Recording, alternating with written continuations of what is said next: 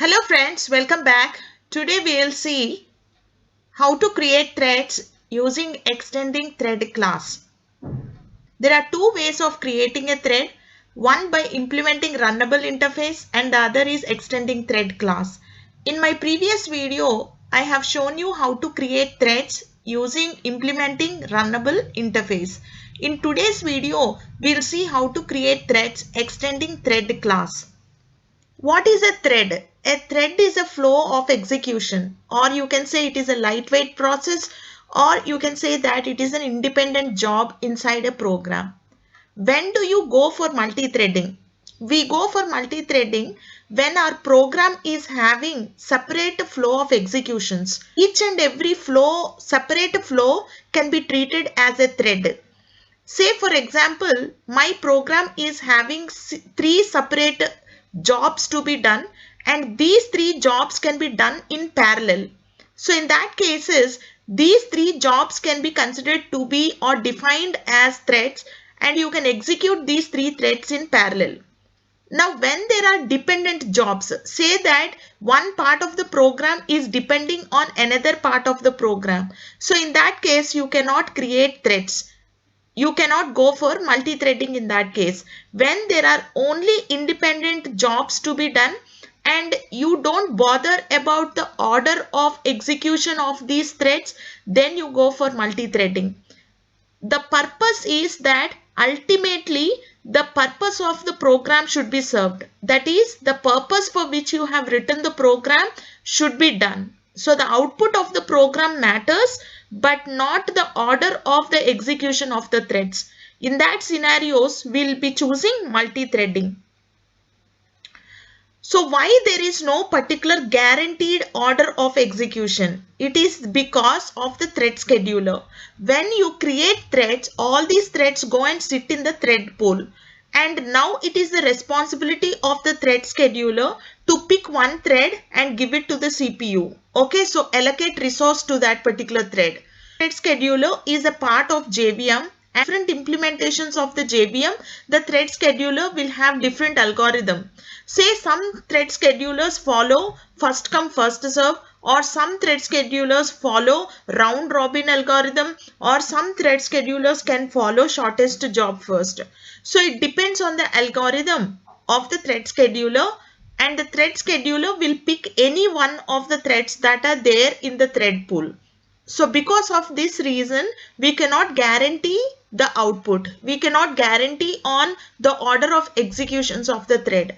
But the only thing that we want is the ultimate output, whether the output is achieved or not.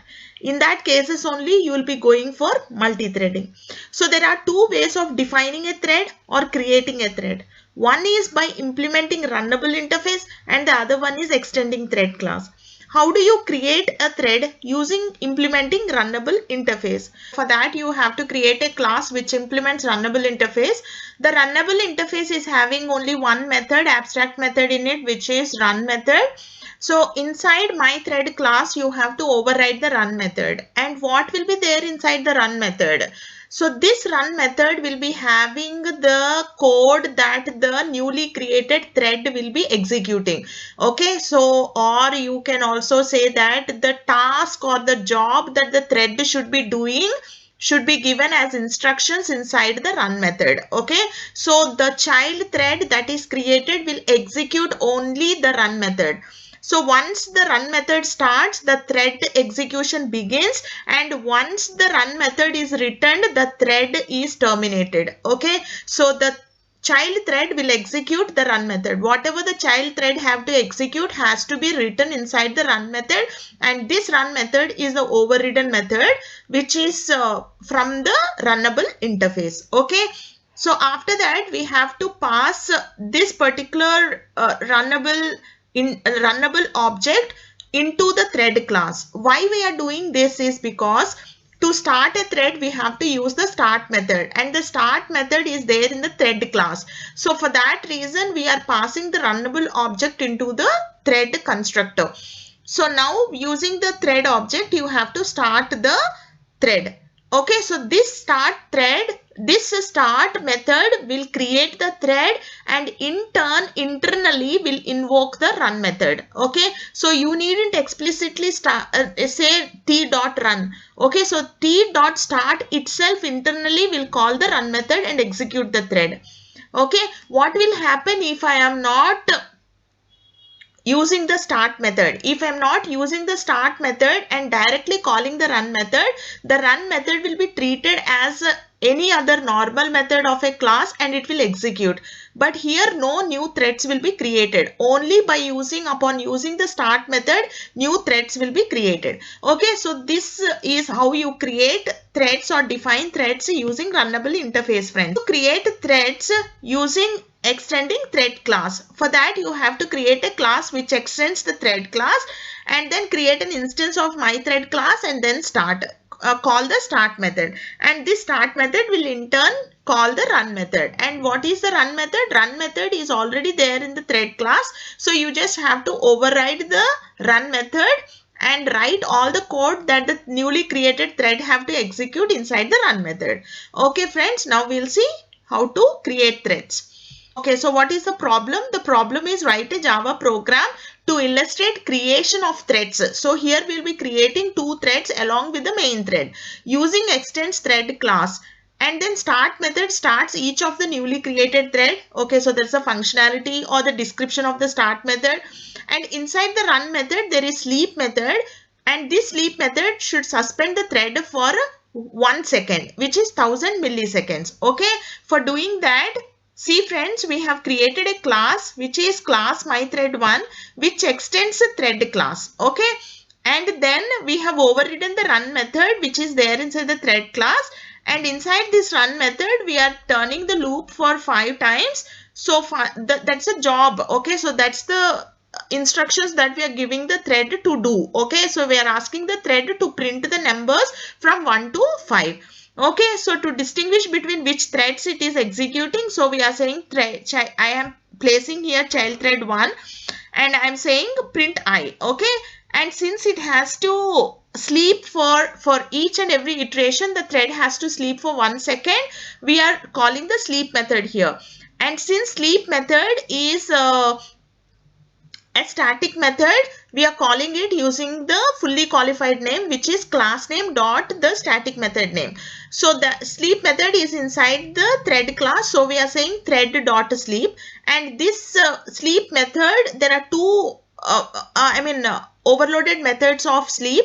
Okay, so the first one will take milliseconds and the second one will take nanoseconds, milliseconds and nanoseconds. So we are taking the sleep method which will take only the milliseconds. So we are passing the number of milliseconds, 1000 milliseconds, which means 1 second.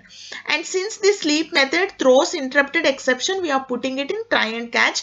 And so hence friends, so this is class mythread1, and there is another class which is mythread2 which again extends thread class, and this functionality of the other thread also is to print the numbers from 1 to 5.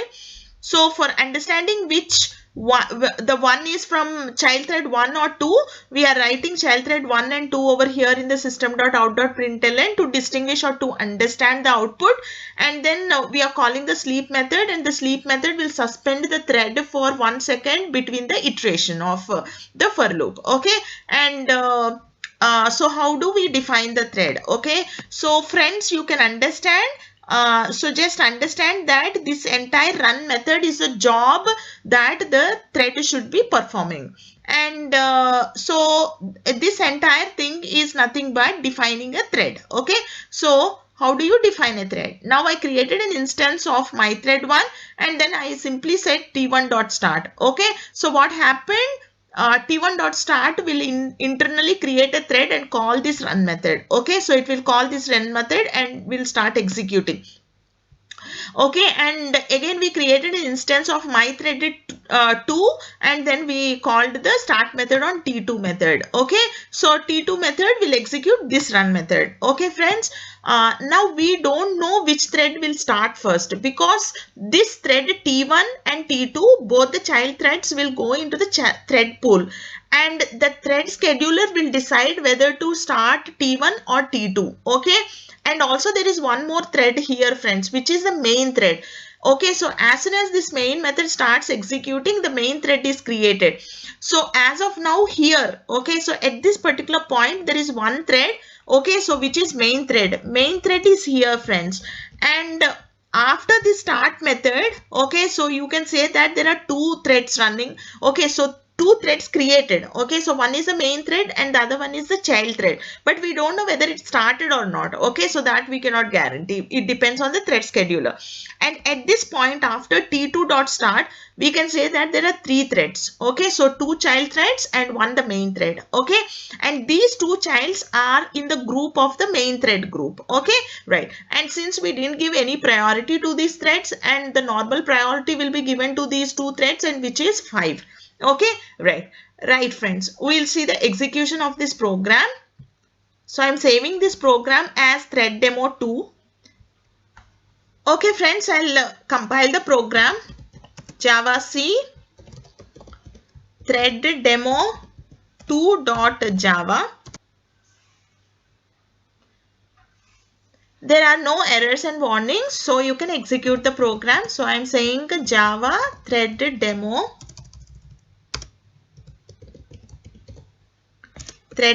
2. Okay. Okay, see, friends. So you can see the order of execution: thread, child thread 1, 2, 1, 2, 1, 2, 1, 2, and then 2 and 1.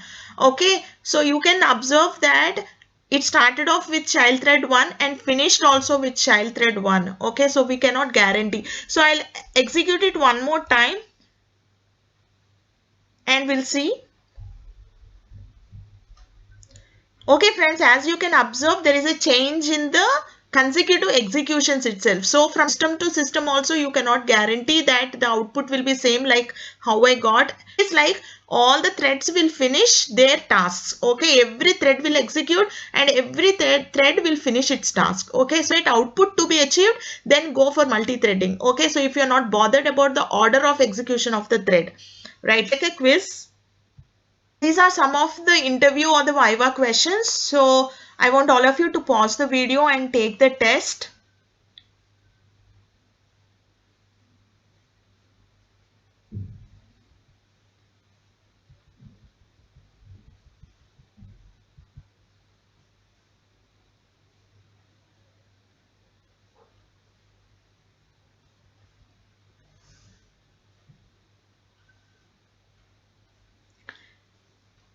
Thank you for watching.